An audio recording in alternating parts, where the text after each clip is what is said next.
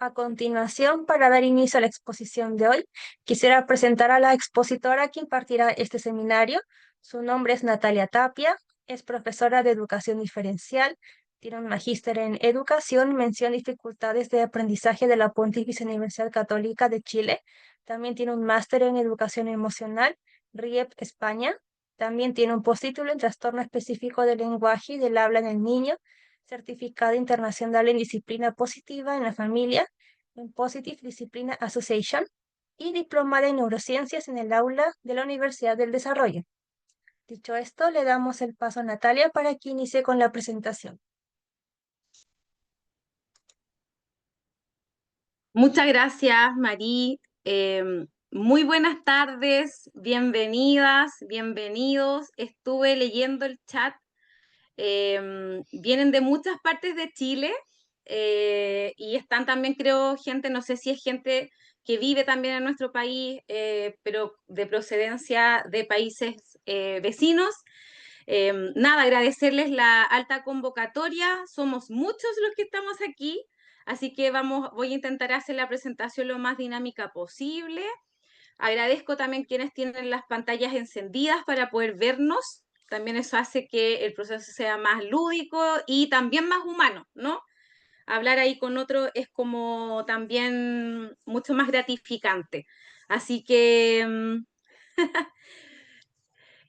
ahí me están escribiendo en el chat. Igualmente, Miriam, igualmente, dejarles un tremendo abrazo a todos, que espero que este horario, que es muy cortito, porque es una hora, pero que en realidad es muy breve, es solo para hacer un proceso que tiene que ver como introducción a la temática, ¿sí? Desde ese sentido.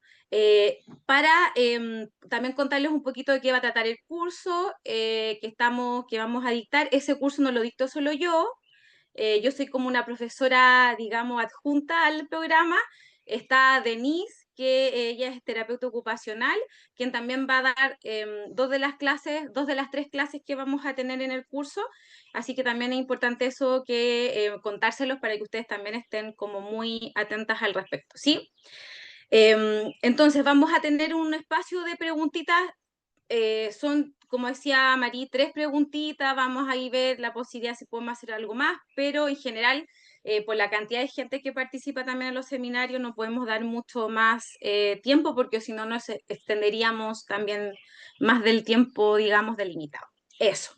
Estoy ahí viendo a Gabriel, a Alejandro, a Bárbara, a Paula, gracias por tener las pantallas encendidas. Y el Gabriel está como en un podcast, Gabriel. Me encantó tu micrófono. Cuéntame. Quiero saberlo antes de partir de la clase porque te dije, le tengo que preguntar. Cuéntame, por favor. Ay, ahora, no, no te escucho. Hoy, no. O escríbeme al chat y te leo. Porque dije, ese micrófono es como de podcast, está muy entretenido. Te voy a leer en el chat. Escríbeme.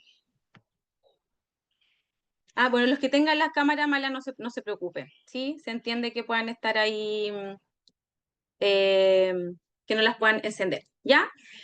Eso, vamos a partir entonces, la PPT también la van a tener a disposición si alguno la requiere, ¿ya? Entonces vamos a mirar un poquitito esta temática, ¿ya?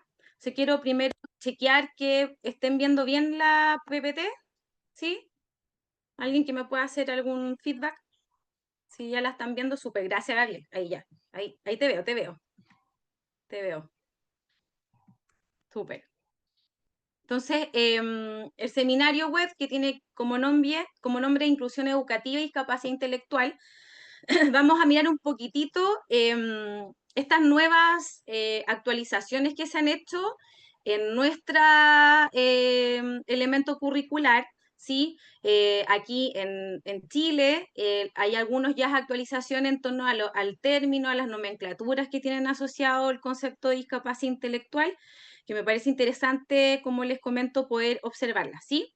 Y el seminario va a tener como ustedes podían ver en el programa, un objetivo general que tiene que ver con mirar esta relación entre la inclusión y la nomenclatura de discapacidad intelectual, con estas actualizaciones que yo les comento que están desde el año pasado, e identificar, por tanto, estos elementos centrales del paradigma inclusivo, cómo estos se van asociando también con la normativa legal, digamos, vigente en nuestro país, ¿sí? Pero antes quiero mostrarles un videíto que quizás alguno de ustedes lo ha visto porque fue en su momento muy viral, que es un experimento también social en relación a la inclusión, para que podamos también ir haciendo el proceso de motivación a este seminario. Así que, Marí, cuando tú quieras, puedes ahí proyectar, por favor.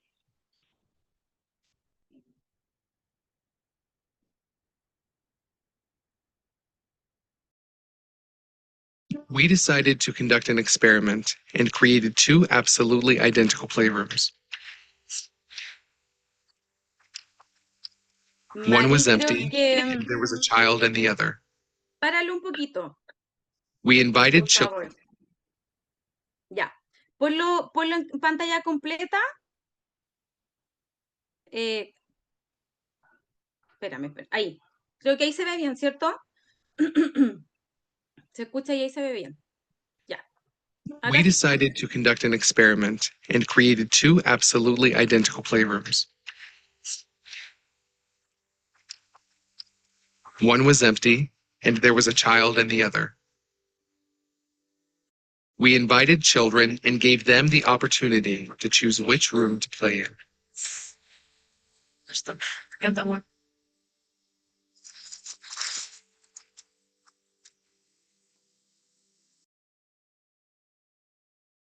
¿Lo escuchan bien o está pegado?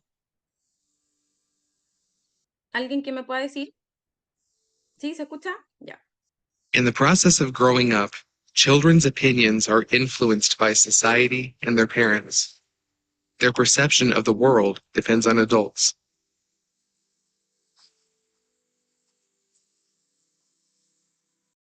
As children get older, it becomes more difficult for them not to notice that all people are different.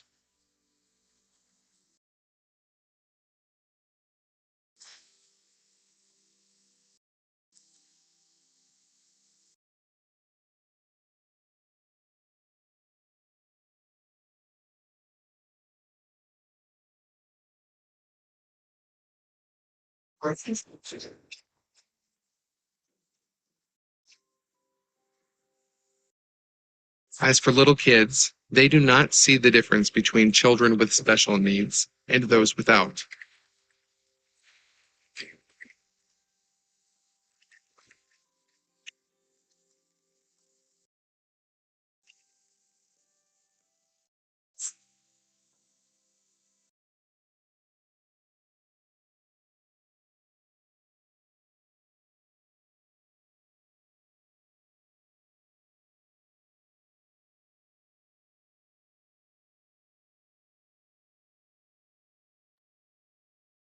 Marí, ¿sabes que estoy leyendo que parece que está como desfasado? No sé si puedes dejar de proyectar.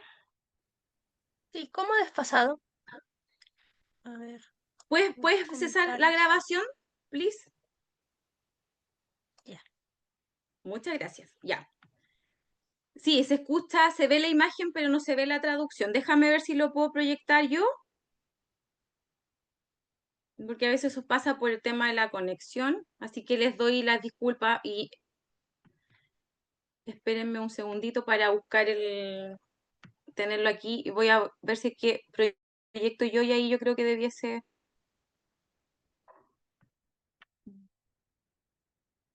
Porque la idea es como verlo así al unísono. Ya. No lo están viendo, ¿cierto? ¿Todavía? Ahora ¿No? no.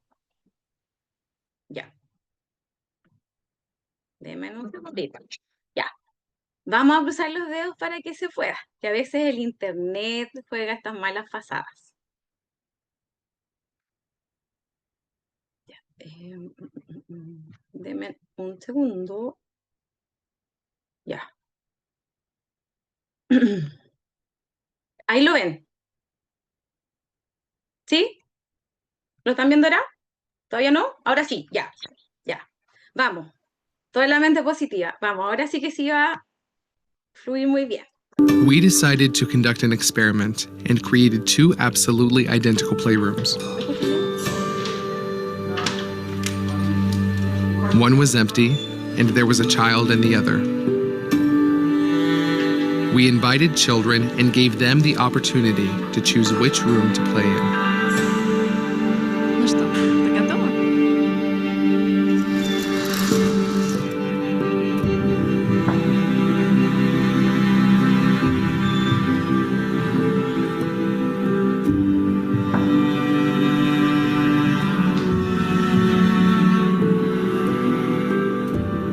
In the process of growing up, children's opinions are influenced by society and their parents. Their perception of the world depends on adults.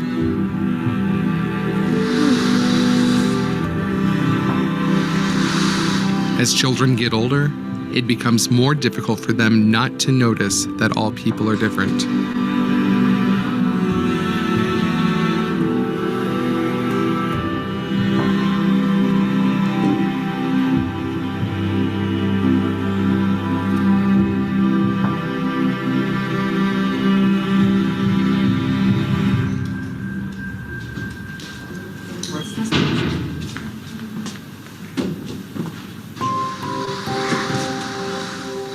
As for little kids, they do not see the difference between children with special needs and those without.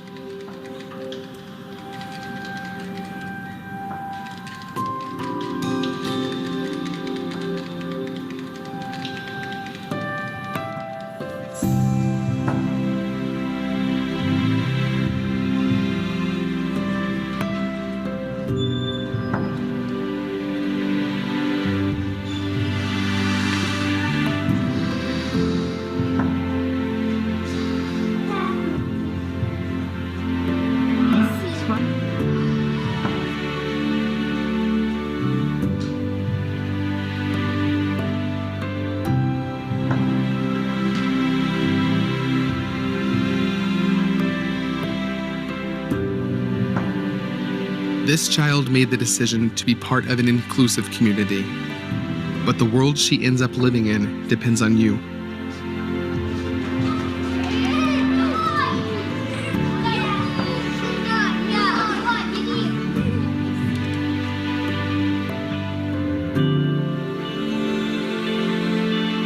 Teach your children what they've taught you.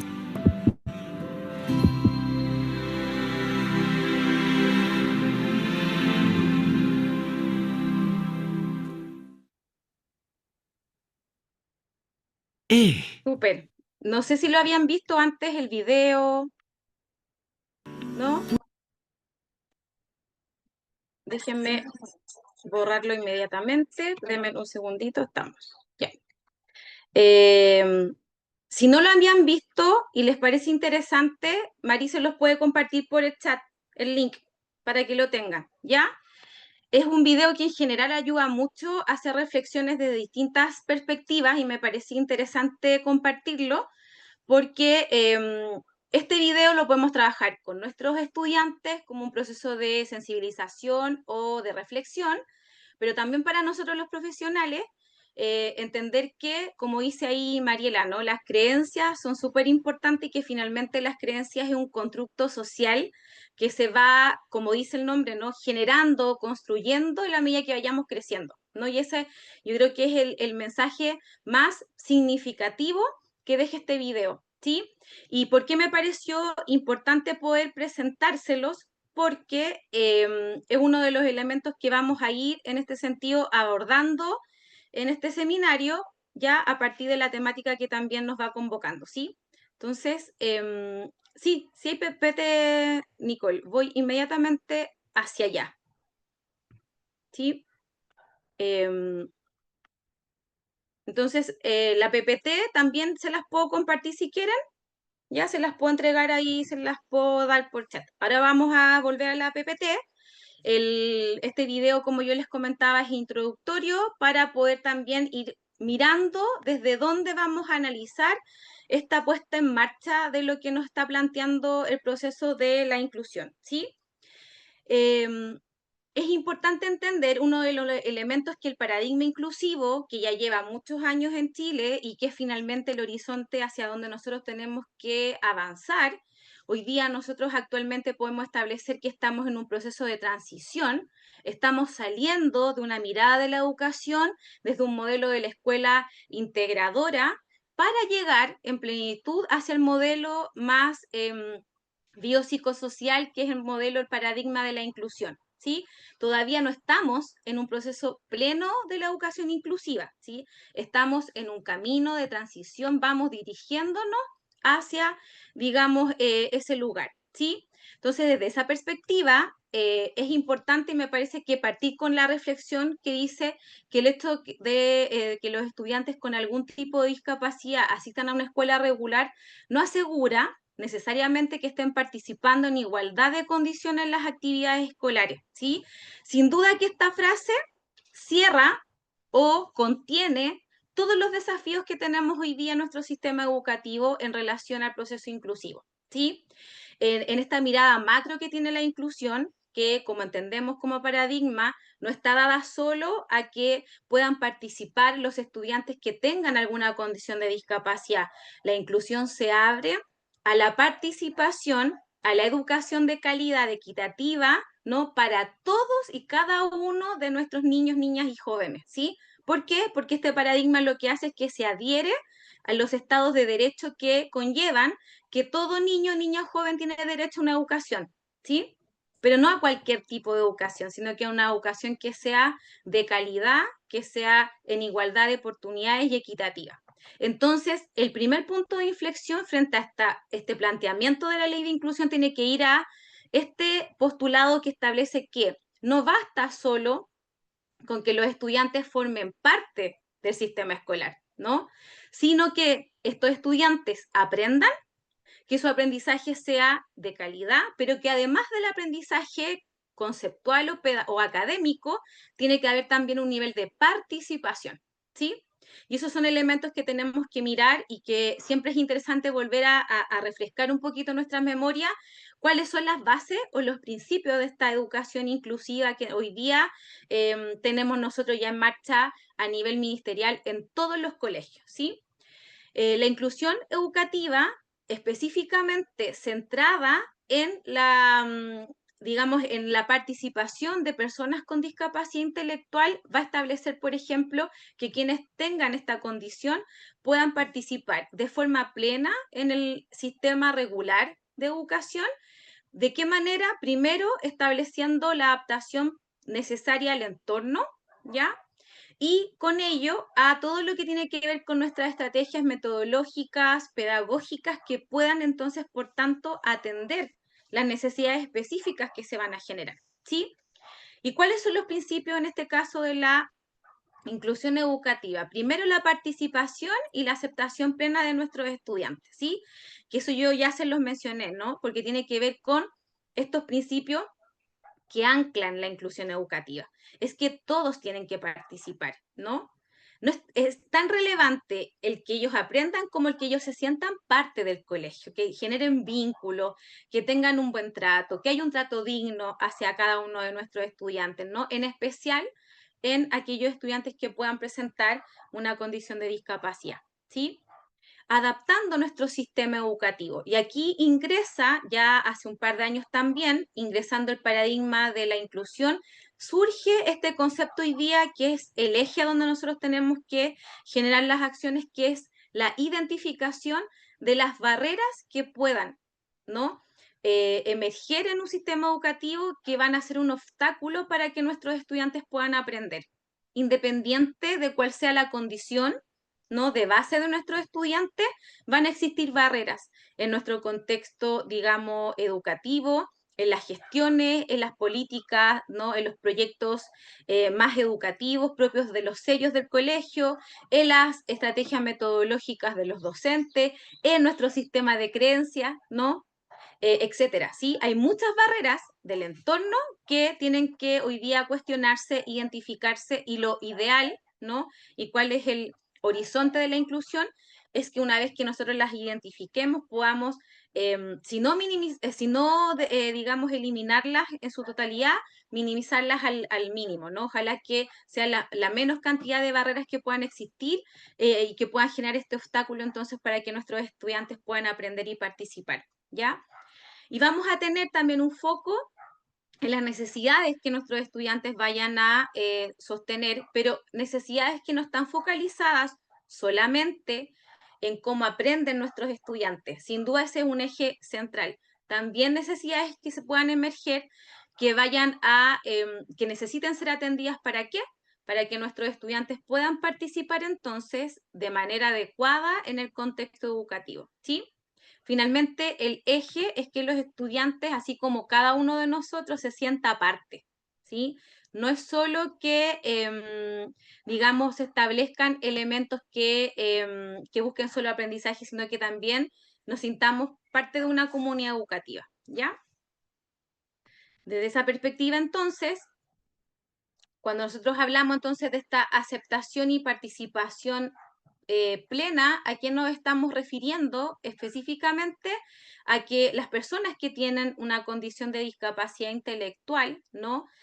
Primero se sientan acogidos, ¿cierto? Pertenecientes, y una palabra que a mí me parece que tiene mucho valor hoy día, que es ser reconocido, ¿sí? Es decir, votar estas etiquetas, ¿no? Que a veces suelen permanecer por mucho tiempo en los sistemas educativos de los estudiantes que tienen una condición. Entender que la condición de una persona es parte de la integralidad, ¿no? No está asociado a su identidad.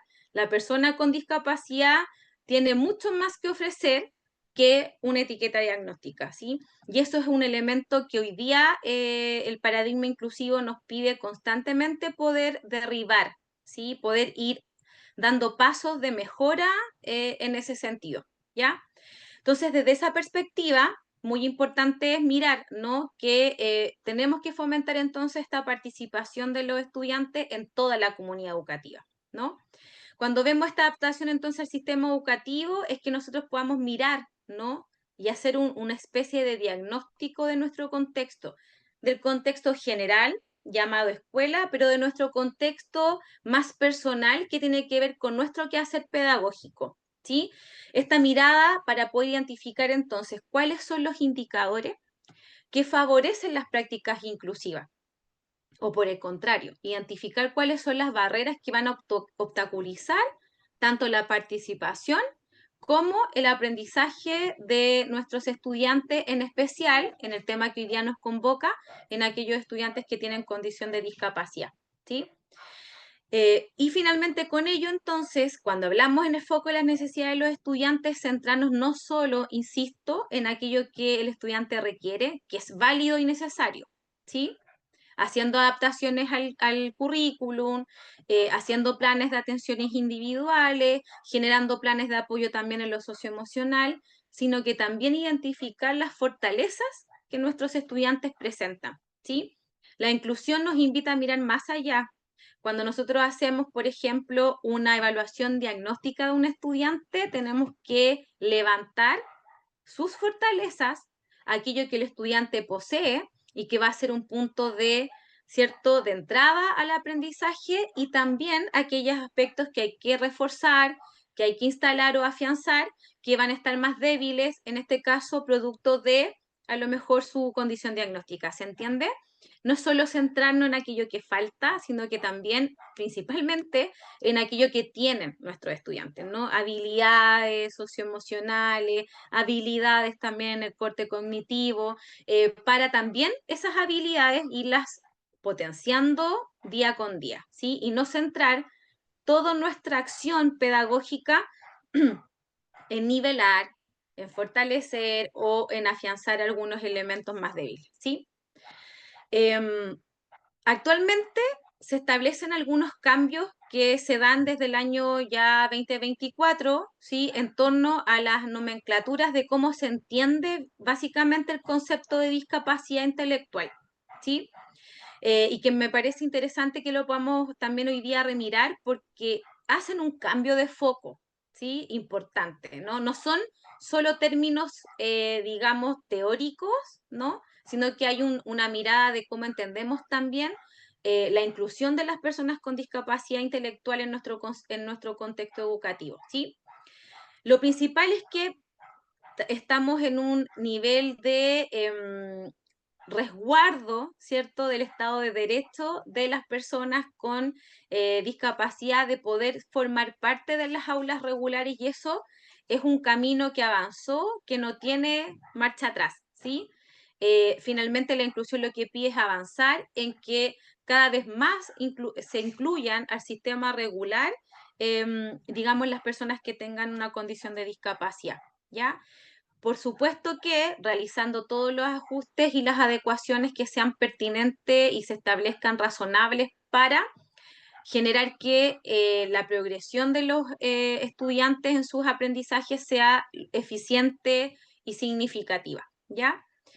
Hay sin duda un consenso importante que la inclusión lo que viene a marcar es que no es un estado, ¿no?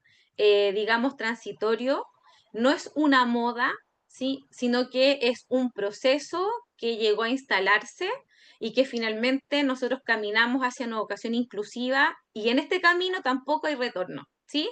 Nosotros caminamos ya hacia una inclusión no solo en el ámbito, digamos, educativo, sino que también en el ámbito social, ¿sí? Entonces, por tanto, no es un estado estático, es un proceso evolutivo, ¿sí? En este caso, la escuela, nuestras prácticas pedagógicas van a ir evolucionando en la medida que nosotros podamos ir haciendo, por tanto, esta articulación y finalmente este proceso de transformación que tiene que ver con ir constantemente tensionando esta, digamos, paralelo entre lo que es inclusión y exclusión, ¿sí? Constantemente vamos a tener que estar muy observadores de nuestra práctica, muy reflexivos frente al proceso para evitar entonces que se vayan generando situaciones que sean un obstáculo al proceso de participación y aprendizaje de nuestros estudiantes, ¿sí? Entonces, desde esta perspectiva, perdón, mirando entonces el concepto de discapacidad intelectual, ¿sí? Entendemos que ustedes, bueno, también me imagino que muchos de ustedes ya saben que el DSM-5 es una de las actualizaciones que ya tenemos ya hace un par de años en torno al concepto propio de la discapacidad intelectual. Lo vamos a entender entonces como, digamos, la presencia, ¿no?, de ciertas limitaciones que van a estar dadas principalmente en el funcionamiento, digamos, intelectual de nuestros estudiantes, ¿sí? En donde, digamos, se va a caracterizar por este desempeño intelectual significativamente por debajo de la media, ¿ya? En donde también ese, digamos, rendimiento intelectual va a repercutir también en el desempeño de ciertas conductas o habilidades adaptativas, ¿ya? Se evalúa, digamos, a temprana edad, ¿sí? Es una evaluación que se hace dada por los psicólogos, ¿sí? Profesionales que obviamente están, digamos, adaptados y, digamos, están preparados, esa es la palabra, preparados para aplicar ciertas baterías de evaluación que están estandarizadas en nuestro país, que principalmente es el WIS, ¿no?, que hace esta escala de inteligencia, que va midiendo entonces el coeficiente intelectual y se hace entonces una determinación desde esta perspectiva, ¿sí? Esa era la visión muy concreta que teníamos nosotros antes de la modificación del DSM-5 en cuanto a cómo entendemos no solo la conceptualización de discapacidad intelectual, sino que también cómo entendemos la forma de atender, ¿sí? De poder intervenir también procesos de ajuste, ¿ya? La actualización hoy día, yo les puse ahí el pantallazo de, digamos, la cartilla que emerge, digamos, nuestro reglamento legal, en donde están especificados todos estas actualizaciones, que hoy día yo les voy a mostrar algunos términos más generales, ¿sí?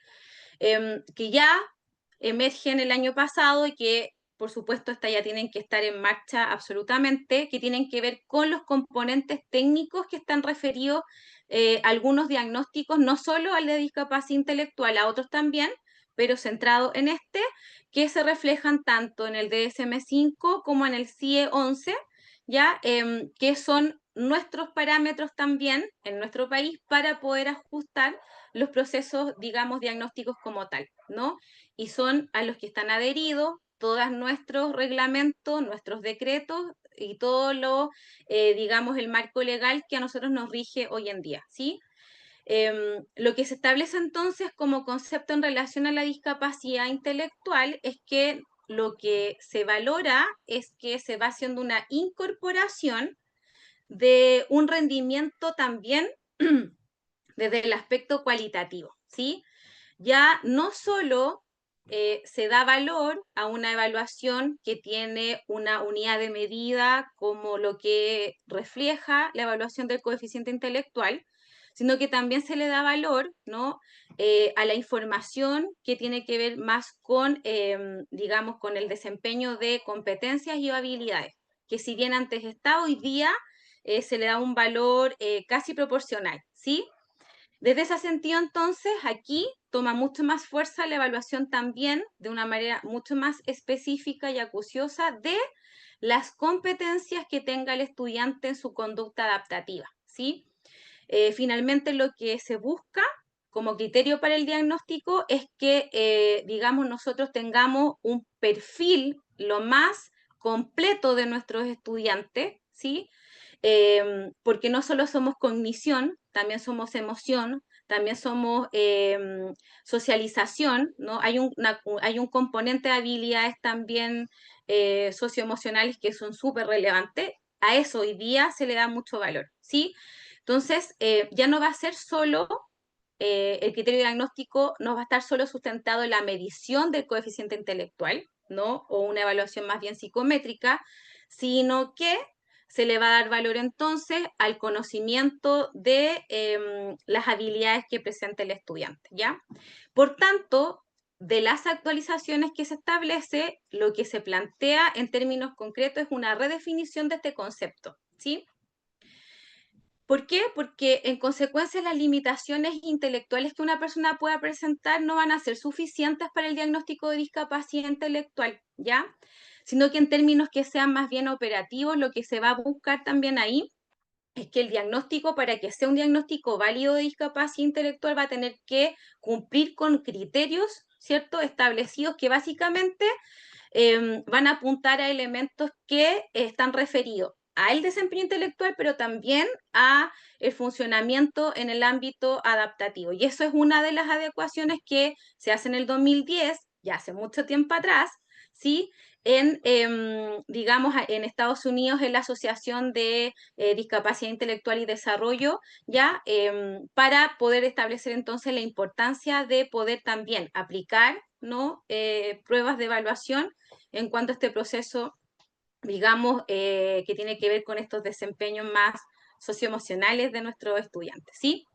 Como yo les recalco ahí, y que está en negrita, dice que no solo entonces nos centramos en el coeficiente intelectual, sino que también tenemos que generar las evaluaciones y las instancias para conocer finalmente el perfil cognitivo de nuestros estudiantes. Y sabemos que el perfil cognitivo, cuando hablamos de cognición y hablamos de funciones cognitivas, estamos hablando también de funciones adaptativas, sociales, emocionales, etcétera, ¿sí? Entonces ese es el gran cambio y la gran redefinición del concepto, que es que ya para poder ser válido un diagnóstico de discapacidad intelectual tiene que haber una evaluación psicométrica, pero también una evaluación de las habilidades adaptativas, digamos, del estudiante, y esto tiene un foco súper importante, ¿sí? Aquí yo les puse también, ¿no?, del 2011, cuáles serían las 5 premisas importantes de este cambio y en esta redefinición del criterio diagnóstico de discapacidad intelectual. Lo primero es que estas limitaciones del funcionamiento, ¿no?, en este sentido, actualmente van a considerar contextos de ambientes típicos que sean iguales en edad y cultura. Es decir, ojalá, independiente que las pruebas están lo más estandarizadas, o sea, están estandarizadas en Chile, por eso que son válidas, de todas maneras, generar evaluaciones que estén lo más cercanas a la realidad de nuestros estudiantes, ¿sí? Ojalá pruebas que tengan que ver con elementos que sean significativos, propios de la edad del estudiante que se está evaluando, entonces de ahí hay un cambio también relevante frente al proceso, ¿sí? Que se consideren también todos los factores conductual, motor, sensorial, es decir, ojalá buscar la mayor cantidad de información que permita este perfil lo más completo e integral posible, ¿sí? Establecer también este perfil de necesidades de apoyo, pero a la vez también establecer los puntos fuertes que nuestros estudiantes presentan, ¿sí? En el mismo nivel de importancia. Finalmente, establecer, ¿no?, este ciclo vital de las personas con discapacidad intelectual desde una perspectiva siempre de mejora, ¿no? Establecer también perspectivas que les permitan a las personas poder ir avanzando, ¿no?, en su crecimiento, en su desarrollo, en el mayor nivel de autonomía que se pueda establecer, a partir de qué? También de las potencialidades, pero también de los aspectos que los estudiantes tienen descendido, ¿sí? De este modo, entonces, esta redefinición del concepto apunta a que ya la discapacidad intelectual no va a ser referencia solo a un rasgo, ¿no?, o a un aspecto, digamos, complejo de una persona, ¿sí? Por eso que viene este primer cambio que se deja de lado el concepto de retraso mental, porque esto era desnotativo, establecía también un límite de desarrollo a las personas. Solo esta etiqueta diagnóstica ya establecía un techo de desarrollo para las personas, y lo que hoy día se está haciendo con esta nueva redefinición es poder nosotros entonces adherir conceptos que tienen que ver con la dignidad, ¿no?, con el trato digno, con el mirar a la persona, insistimos, desde su integralidad, no desde la etiqueta diagnóstica, no definir su esencia frente a una etiqueta diagnóstica, sino que tratar de mirar, ¿no?, al sujeto, ¿sí? ¿Se entiende? Por sobre, en ese sentido, el diagnóstico. Desde ahí entonces, desde esta perspectiva, es importante también centrar que en esta búsqueda de poder lograr una evaluación que tenga la mayor cantidad de información posible es donde también en nuestras modificaciones que se hacen hoy día en nuestro marco legal es que los educadores diferenciales toman un rol también más protagónico en el proceso evaluativo, es decir, desde nuestra perspectiva laboral, nosotros también tenemos que complementar la evaluación de la discapacidad intelectual.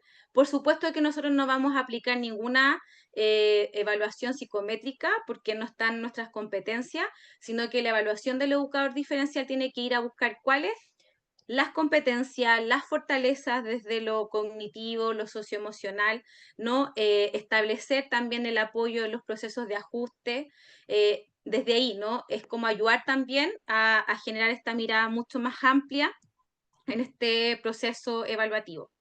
También, por supuesto, que hacer un soporte y un apoyo, en este caso una guía, una asesoría, tanto a los docentes como a quienes generan en la interna los procesos evaluativos, que en este caso serían los psicólogos educacionales, que van a hacer estos procesos de evaluación. Nosotras tenemos que, desde nuestra perspectiva profesional, colaborar en mejorar metodologías educativas, ¿no?, establecer procesos de adecuación curriculares, proveer los procesos de evaluaciones que sean diferenciadas, fomentar la evaluación también, digamos, que tiene un corte social, emocional, como es la evaluación formativa, etcétera, ¿sí? Es decir, nosotras en ese sentido, como profesionales del área de educación especialista, damos un soporte importante para poder, insisto, tener esta visión más integral en la evaluación. Que, ojo, no tiene que ser solo con los estudiantes con discapacidad intelectual. Esa labor del educador o educador diferencial va para todos los estudiantes que puedan presentar alguna condición de discapacidad, ¿sí? Básicamente, 3 conclusiones importantes de la nueva actualización en torno a esta redefinición de los conceptos para poder establecer los criterios de diagnóstico de discapacidad intelectual, ¿sí? Lo principal es que el cambio está dado en que nosotros tenemos que entender al sujeto como un sujeto que forma parte de un entorno, ¿sí? Cuando se hace una evaluación solo del área cognitiva, es como que nosotros segregáramos a la persona de su contexto, ¿sí? Y nos centráramos solo en una medición psicométrica. Y eso no es justo, ¿no? Para nadie, ¿no? Porque nosotros no somos solo un rendimiento intelectual, somos un ser que interactúa con otros seres en un contexto específico. Entonces, lo que se da valor a esta redefinición es entender entonces esa, ¿no? Esa relación también retroalimentativa que se da de pertenecer, digamos, a un contexto, ¿sí? Y que, por tanto, ese contexto también tiene mucho que decir en hacer permanecer un déficit o, digamos, en potenciar aquellos aspectos positivos, en aquellas herramientas y fortalezas de nuestros estudiantes. Me explico, los contextos pueden ser obstáculos para aprender, para participar, para formar parte, digamos, de un entorno, digamos, o social o educativo, ¿sí? Entonces, desde esa perspectiva, ¿no? Ya no se mira el déficit que el estudiante tiene solamente, sino que se mira a ese estudiante como un ser integrado en un contexto, ¿sí? Es como el sujeto, por tanto, participa en este contexto educativo o social, cómo desarrolla su autonomía, cómo toma responsabilidades, cómo se desenvuelve finalmente en su contexto próximo, ¿no? Y con esto lo que hacemos es disminuir esta estigma también social que tiene lo que yo les decía anteriormente, el concepto, por ejemplo, de retraso mental, ¿sí? Este concepto lo que hacía era ya englobar solo en esa etiqueta es como la imposibilidad del sujeto de participar de contextos sociales comunes, ¿no? Hoy día, al tener esta redefinición del concepto de discapacidad intelectual, se le da valor a que el sujeto es parte de un contexto, ¿sí? Y que es necesario que sea parte de ese contexto, ¿sí?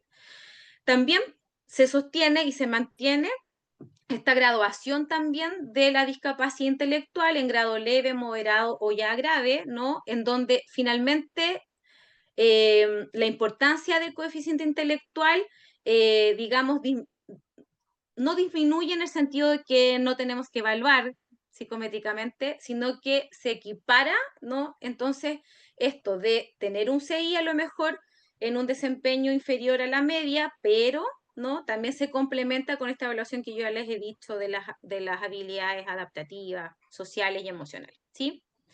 Finalmente, entonces, dentro de esta conceptualización de discapacidad intelectual, en estos criterios diagnósticos se van a establecer elementos importantes, que es que van a haber algunas deficiencias en la función intelectual, pero también, y aquí lo importante, es que esto puede repercutir en una deficiencia en algunos comportamientos adaptativos que pueden generar entonces una barrera para que el sujeto que pertenece a este entorno pueda entonces desenvolverse de la mejor forma posible, ¿sí?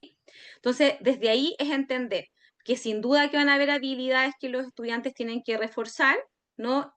Por supuesto que también van a haber limitaciones que probablemente los estudiantes no van a lograr, ¿sí?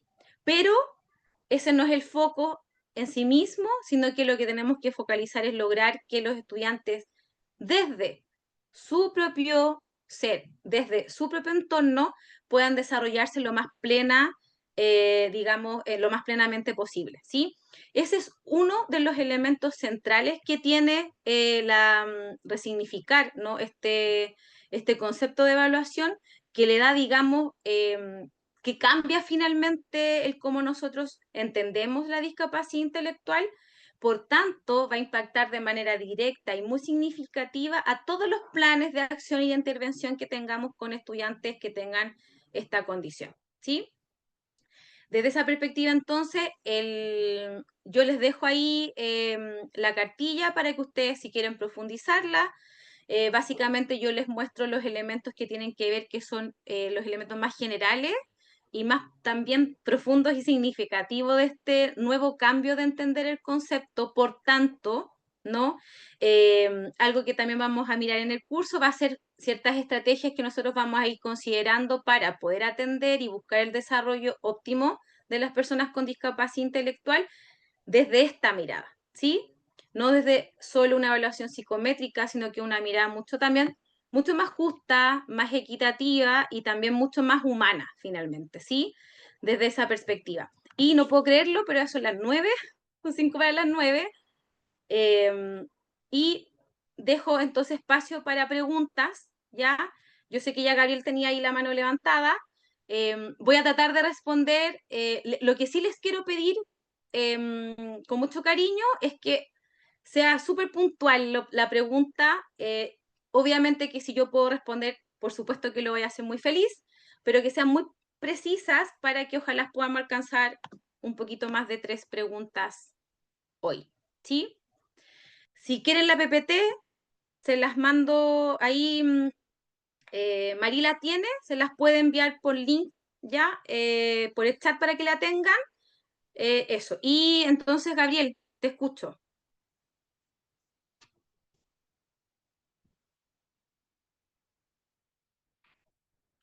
Espero escucharte. No se escucha tu micrófono. Escríbeme al chat. No te escucho. Mira, le voy a dar paso a Safka, pero Gabriel, escríbeme si puedes, por favor, en el chat, ¿ya? Safka, te escucho. Hola, mi nombre es Saf como yo. Por ahí en el chat Hola. escribí mi experiencia. Tengo discapacidad intelectual leve y justo hablo de discapacidad intelectual porque lo mío es leve. Ya, yo ¿Ya? soy técnico nivel superior de educación popularia con mención en estrategia curricular de primer ciclo básico. Bueno, le voy a contar de mi experiencia como siendo adulta, teniendo una discapacidad intelectual leve y que yo estudié una educación superior. Yo sabía que yo iba a poder porque yo en esa misma instancia tuve que aceptar y asimilar que yo ya tenía una discapacidad. Era como aprender a crecer como persona, tanto personal como profesional. Y yo, gracias a la ayuda del CFT, ve de ser guiota mediante las herramientas necesarias para hacer una agente educativa, agente de cambio y una agente también inclusiva, porque yo promuevo la inclusión de todos los niños y niñas con discapacidad. Como yo digo, cuando los papás, cuando reciban una noticia que su hijo haya nacido con una discapacidad, primero viene la fase de negación y saber cómo decir, mi hijo está sano, mi hijo está sano, no tiene nada. Pero en el fondo es un golpe duro para ellos recibir que su hijo nació con una discapacidad. Entonces, fuerte recibir esa noticia.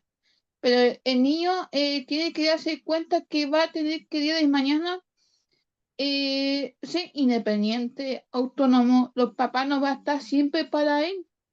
Desde chiquitito hay que fomentar la autonomía, decir, ya, yo sé que tú puedes, pero vamos a ir lento, pero yo sé que tú puedes, lo puedes lograrlo. Yo estudié en educación superior, tuve 4 años, entonces las profesores me inculcaron esos que tú no te puedas limitarte. Y también son los papás que a veces los limitan, por ciertas situaciones, dicen, no hijo, tú no puedes al colegio porque tú no sabes, no puedes leer porque tú no sabes eso. Entonces, también yo nunca, o sea, hubo tiempo que yo me limitaba tanto porque estaba en un colegio regular, pero ya después llegando a CFT por CB y me di cuenta que ya está como progresando, es cuando es crecer como persona y aceptarse uno mismo. Yo siempre, antes que el niño, la mamá debe recibir terapia psicológica y después el niño recibe apoyo psicológico, entenderle lo que le pasa. Sí, Safka. Mira, yo no sé si te das cuenta todos los corazones que emergen en el chat y todo lo que te están escribiendo por tu lindo testimonio. Primero, gracias por Sí, y compartirlo. las demás Sí. personas que no me conocen, yo estoy dentro de una fundación que se llama Encuentra tu lugar y de la fundación hacemos agente inclusivo y promovemos la Escríbelo, inclusión. Safka, escribe la fundación, escríbelo en el chat para que Ya, también ahí, porque aquí somos 330 personas que estamos escuchándote con maravilladas. Yo quiero solo felicitarte y agradecerte. Si puedes, escribe tu correo también, por favor, ¿sí? Porque yo creo que tú expresas maravillosamente todo lo que uno intenta como decir cuando hay una redefinición de una evaluación diagnóstica. Bueno, yo creo que tú encarnas todo eso, ¿no? Tú lo dijiste, lo has demostrado que eres mucho más que un diagnóstico, ¿sí? Así que nada, yo creo que agradecidos todos de haberte escuchado, de compartir. Insisto, escribe tu correo en el chat si puedes, escribe lo de las fundaciones también. Gracias. Sigue así, sigue inspirando, sigue mostrando con tu ejemplo que se puede, porque de esto se trata la inclusión. Yo creo que yo no tengo nada más que agregar que decir que solo con lo que tú acabas de contarnos y compartirnos, que tú misma eres como, ¿no? Finalmente, cómo se plasma realmente una inclusión. Así que gracias, Safka, y te mando ahí muchos aplausos y cariños también, y sigue adelante y sigue así motivando, ¿sí? Ahí Gabriel te mandan corazones, aplausos, todo en general. Así que muchas gracias por compartir tu testimonio. Elizabeth, Belén, Elizabeth Carrasco, estaba con la mano levantada. Sí, ¿me escucha? Dale, Elizabeth. Te escucho perfecto. Hola, ya, Hola, buenas Elizabeth. noches a todas y a todos. Muchas Hola, gracias buenas primero que noches. nada por la charla. Excelente, lo que nos lleva a sacar varias conclusiones. Y tengo una inquietud. Cuando un chico o adolescente ya fue evaluado, pero fue evaluado por su CI, ¿puede ser, ahora actualmente se puede pedir una reevaluación en cuanto ya que haya otro método o ya no se considera tanto solamente el CI? ¿Se considera SI? Sí, porque si ustedes se dan cuenta, hay algo que también están Ujú. hablando en el chat, el 170, digamos, establece como criterio diagnóstico la aplicación de las baterías estandarizadas psicométricas, ¿sí? Todavía les falta el Ya. 170 actualizarse a lo que hoy día se está dando tanto en el DSM-5 como en el CIE-11, ¿sí? Que es hacer la valoración. Finalmente, el concepto o la evaluación psicométrica es un criterio de diagnóstico, pero no es el único, ¿sí? Se Perfecto. complementa con todos estos otros, que si bien las evaluaciones también toman elementos de habilidad adaptativa, hoy día hay que dar mucho más énfasis a la evaluación de esos aspectos también, ¿no? Ahí lo que tú podrías pedir es que, porque obviamente que las evaluaciones psicométricas no se toman más de una vez en el año, ¿sí? No, esas evaluaciones no se repiten, ¿sí? Con frecuencia, sino que se toman por lo general cada un año, ¿sí? O un poquito más. Y lo que tú podrías pedir es una evaluación más acuciosa de las habilidades adaptativas del área socioemocional, ¿sí? Desde esa perspectiva, ¿ya? Pero todavía, por eso yo partí un poco contándoles que estamos en un proceso de transición, ¿sí? Porque estamos todavía en este proceso de salir de entender un concepto diagnóstico a esta otra mirada, ¿ya? Eso, Elizabeth, no sé si te ayudo con la respuesta. Sí, ¿Sí? me quedó claro. Sí, Ya, muchas gracias. súper. No, gracias a ti. Gabriel, frente a lo que tú escribes en el chat, que tiene que ver con, Gabriel nos dice que, bueno, ¿cómo podría mantener la discapacidad intelectual si finalmente muchas veces el contexto puede ser, ¿no? El que genere barreras y que a lo mejor fomente una discapacidad o genere el proceso, ¿no? De complejidad en el desarrollo de una persona, ¿sí? Desde ahí, lo mismo un poco lo que yo le establecía a tu compañera anteriormente, que tiene que ver que la discapacidad se entiende como un elemento, digamos, de un desempeño intelectual por bajo la media, ¿sí? Eso todavía sigue estando como criterio diagnóstico. Por tanto, eso sería la discapacidad intelectual. Pero además tenemos que dar valor a toda su afectación en el área, digamos, adaptativa, pero también mirar las potencialidades que el estudiante pueda presentar en esa área. No solo tengo que lograr que el estudiante genere, ¿cierto? Un desarrollo de ciertas competencias cognitivas, sino que también me tengo que centrar en mi intervención de lograr que el estudiante pueda desenvolverse y ser parte de un entorno de la manera más justa y efectiva posible, ¿sí? Entonces ya no es solo centrarnos en el resultado de la evaluación psicométrica, sino que también de estos otros elementos que son absolutamente necesarios, ¿sí? Esto es lo que yo te podría responder, porque insisto, hoy día estamos en un proceso de transición también en esto, ¿sí? Y a veces cambiar los conceptos de diagnóstico conllevan un tiempo, entendiendo, por ejemplo, que el 170 todavía no se actualiza, ¿sí? Y que finalmente el que rige los ingresos al PIE, las subvenciones, etcétera, ¿sí? Belén, Ponce y Valesca. Belén. Hola, buenas noches, ¿se me escucha? Sí, Hola, Belén, sí, te escucho perfecto. súper, muchas gracias. Mi pregunta era, ¿cómo un estudiante del PIE con diagnóstico DIL puede pasar a un diagnóstico FIL si es un diagnóstico permanente? ¿Cómo es que un estudiante que tiene discapacidad intelectual Ujú. puede pasar a Discapacidad tener un intelectual diagnóstico leve. de Funcionamiento mente intelectual intelectual limítrofe, limítrofe?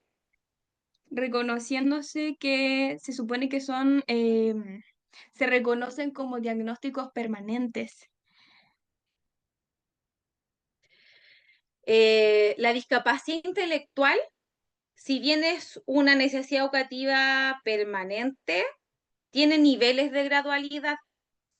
Cuando hay una estimulación, hay posibilidades de que los estudiantes mejoren el desempeño en sus funciones cognitivas, por ende, en la evaluación psicométrica, la puntuación determine que ellos ya no se encuentran en una discapacidad intelectual leve, sino que pueda haber un diagnóstico de un funcionamiento intelectual limítrofe, ¿sí?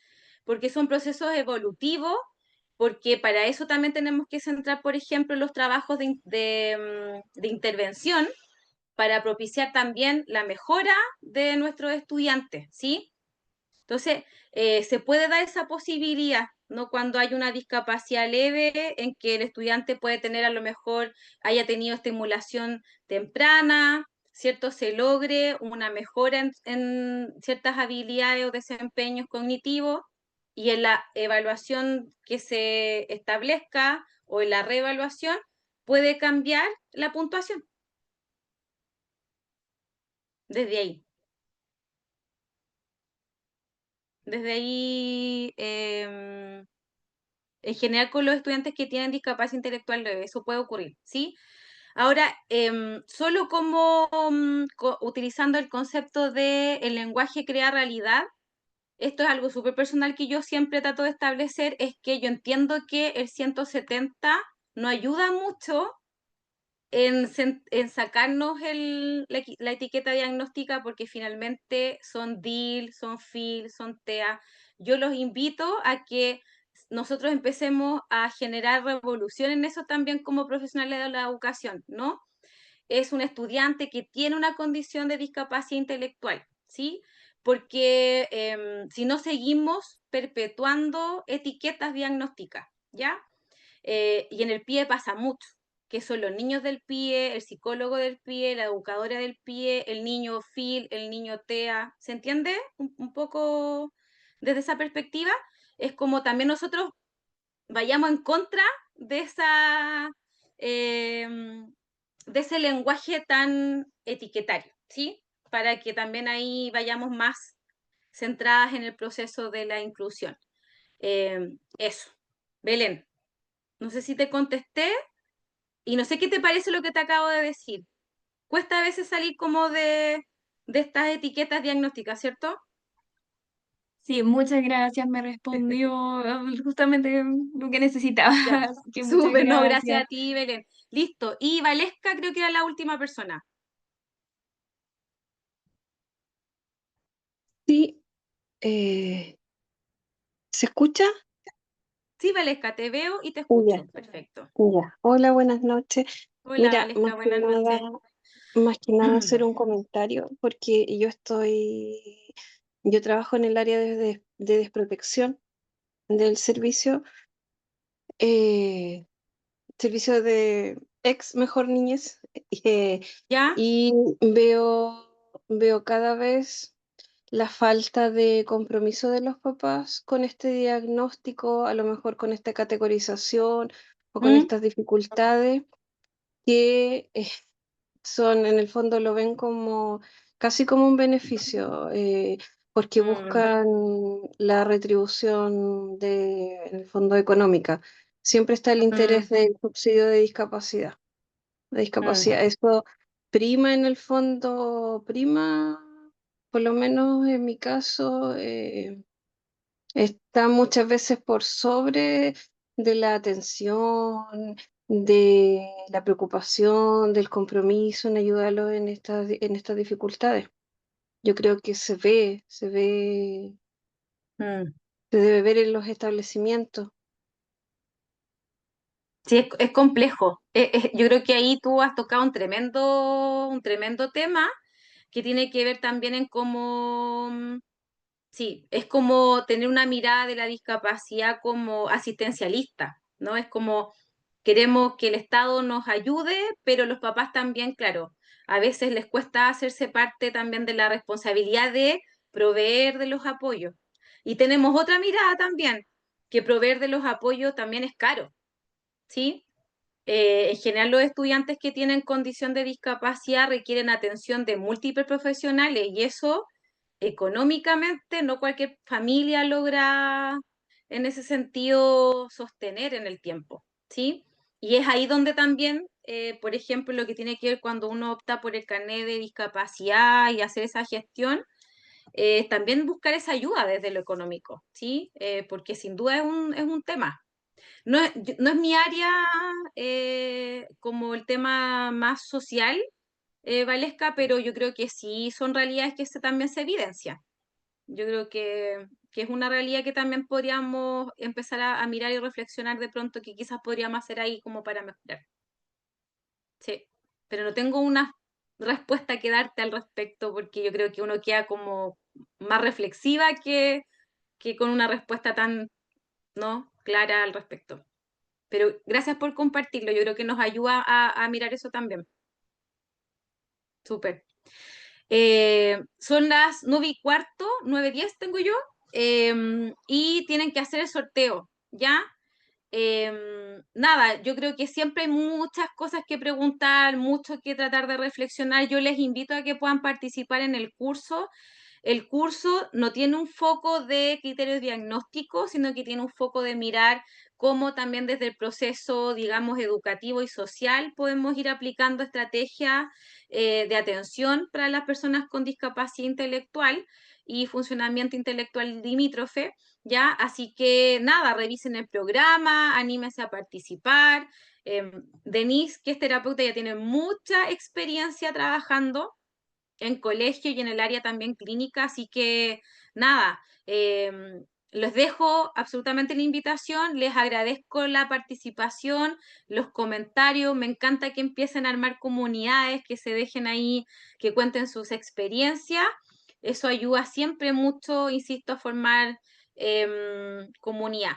Y la PPT creo que se las van a mandar, ahí va ahí subió, vi que decía PPT PDF, revisen en el chat, así que ahí la van a tener también.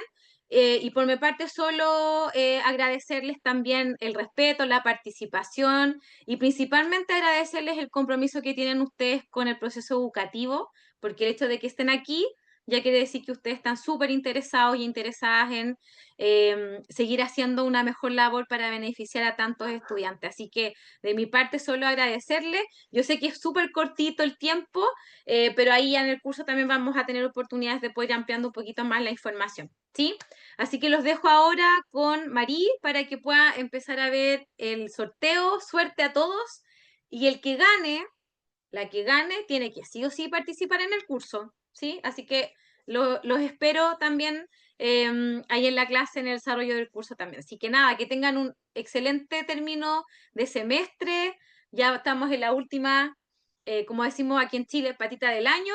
Así que nada, todos mis ánimos y espero que nos volvamos a encontrar en algún seminario o curso también más adelante. Eso, un gran abrazo, que estén muy bien. Cuídense mucho, los dejo con Marí.